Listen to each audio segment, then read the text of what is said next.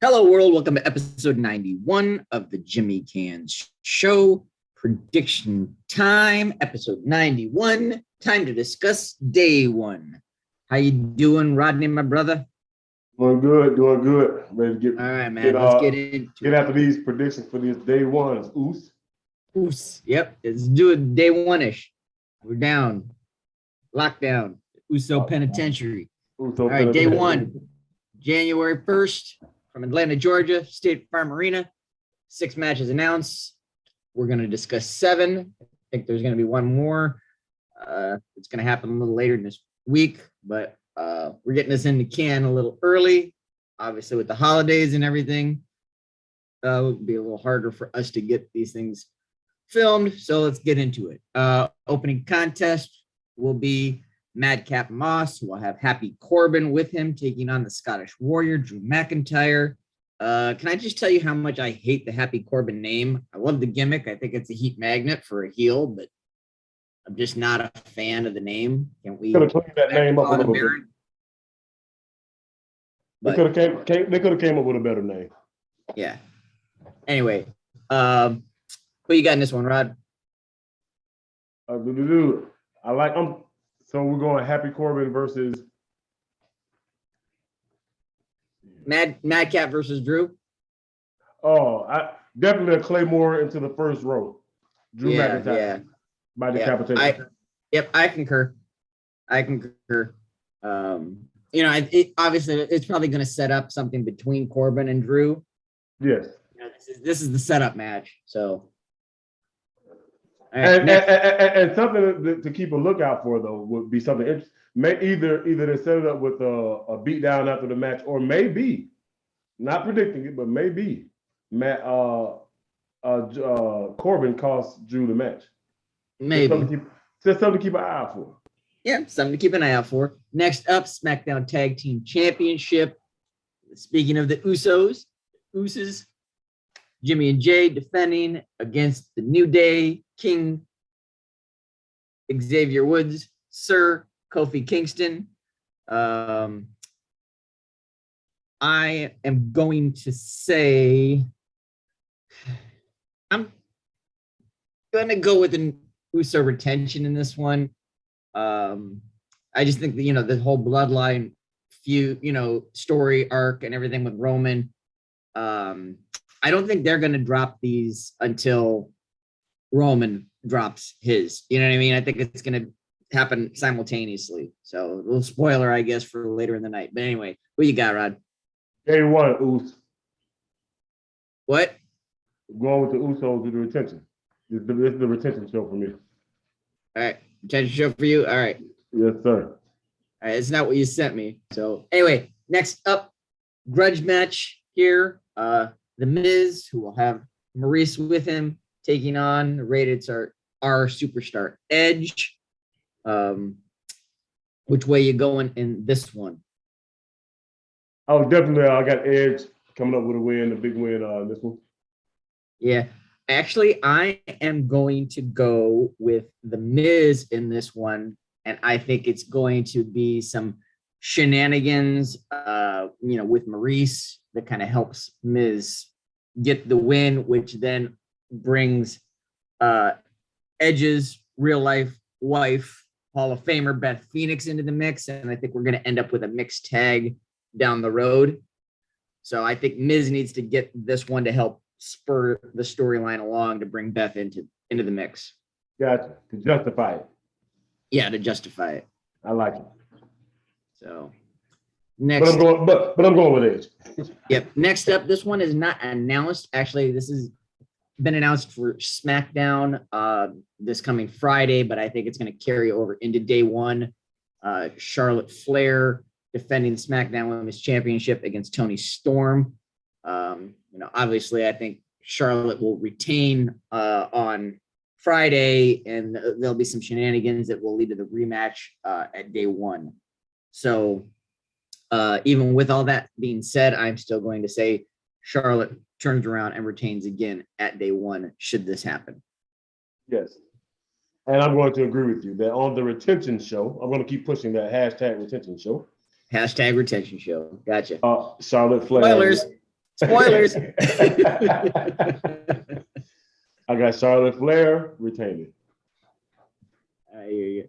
All right, brother. Next up, this one is confirmed for the Raw Women's Championship. Big time Becky Lynch, the man, defending against Liv Morgan. I think I know which way you're going to go on this one from what you said. So why don't you tell us, Rod? I'm going to go with a beast with a billion backs, Becky Lynch. Yeah, I agree. Becky retains. I just don't see where they would go with Liv at this point. But anyway, next up, the now fatal four-way for the WWE Championship, as Big E will be defending his title against the prize fighter and actually newly re-signed Kevin Owens, as well as the Drip God Seth Rollins and the almighty Bobby Lashley, who obviously will have MVP with him in this contest. I am kind of torn on this one. I was leaning toward Lashley, as he seemed to have a lot of momentum and everything, the way he got added into the match. But then now I'm not 100% sure on that one, but I will say Big E retains. But like I said, there's back of my head, I'm still kind of thinking there could be a Lashley thing here, but I'll go with the retention. So I got Big E here because if I look at his title run as like an overall picture, it's been pretty weak. Yeah. I'm still it still feels like you're waiting on him to have a big win. Mm-hmm. He won it with a cash in, and just none of the wins just felt like a big win. So I think he needs this. Plus, I still think he needs another big singles match win to legitimize his run. Mm-hmm. So I think he has to have this one, or he might run the risk of falling into obscurity like what's my man? Who am I thinking of? Good night.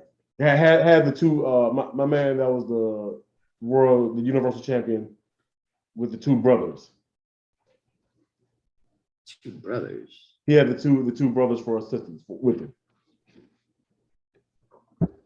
Now I gotta look it up. I'm drawing a blank, and we're all gonna be angry when we get the name because it's so obvious. JBL? No, No, that's not JBL. From India. Because he had the bash. From India, not. Oh, gender. He runs the risk of falling into that Jinder Mahal championship arena without a big win, and if he loses it here. Well, here's the thing though with Jinder though, like Jinder had quite a few wins over Randy during his run. His run will be more memorable than Big E's. I'll say that. Definitely more memorable than Big E's. Definitely. All right. So, and then last but not least on this card, you have the head of the table, the tribal chief himself, Roman Reigns, who is now special counsel-less, defending against the beast incarnate himself with his top knot and all, Bork the Viking, Brock Lesnar. Which way you going, Rod? So ironically, just as Big E needs a win, I feel like Sunday, I feel like Roman kind of needs this win as well without Heyman. Heyman. Even if the Usos help, it still he would still own this victory over Brock more than if he had Heyman in his corner. If anytime he beats Brock and he has Heyman in his corner, that's always going to be an asterisk. So I got Roman over Brock this Sunday with the help probably of the Usos. Yeah. I'm going to agree that Roman retains here, but I think we're going to see, because like I said, we're getting this into Canada a little early. We got at least another 2 Smackdowns before this event. And I think, in those 2 Smackdowns, you're going to see officially, quote unquote, officially Heyman with Brock. but then I think it's going to be the double cross, and it was going to be all be a setup, and that Heyman is still with him, and it's going to cost Brock. So that's my call on that one. Okay. That, you know, it's all been manipulated. It's all been a master plan of Roman's, you know. So He outsmarted the big dumb farmer again. yeah. Gotcha. Yep. So like I said, that's just where I think it's gonna go. And then, you know, those are our picks for day one. Then, you know, come back, see us in January. As in January, we will have to discuss the Royal Rumble, as the road to WrestleMania will be kicking off. We'll do our predictions for that one. As always, we will discuss or pick our surprise entrant for each the Rumble match, the men's and the women's. So here's the caveat on this one, Rod, for a surprise entrant. All right, it doesn't have to be a debuting individual or a returning individual that isn't under contract. It can be somebody that's currently under contract, but the caveat there is it has to be somebody that we haven't seen on Raw or SmackDown television for at least 2 months. Okay. Okay. So start your thinking on that one, you know, about who we could potentially see coming back. We'll do our surprise picks. We'll do our final fours as always, our overall winners. Would love for, you know, you guys to all play along with us here when we get into it. It's the road to WrestleMania. It's an exciting time of the year. Rumble, still one of my all-time favorite events. What about you, Rod? It's Royal Rumble is my wife's favorite event too. It's the one event she'll watch from start to finish, the Royal Rumble match. You know, I think the design of it is, you know, it just keeps you intrigued. It's one of my favorites, definitely. And yeah, because you never know who's coming out next when that who's coming out hits. next. Exactly. Yeah. And I like to throw this in there too, based on the rules of who the surprise entrant can be, the surprise attorney. Mm-hmm. It could potentially be someone that's on TV now and still be the surprise entrant because they have to be off TV for 2 months. And Royal Rumble is in February. No, Royal Rumble is the end of January. So, they could have recently been on TV by the time the Royal Rumble. Yeah, I mean, yeah.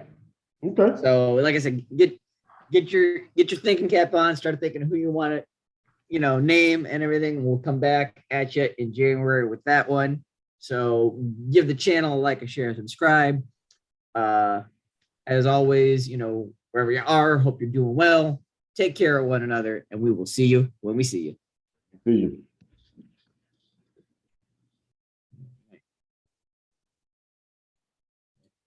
you.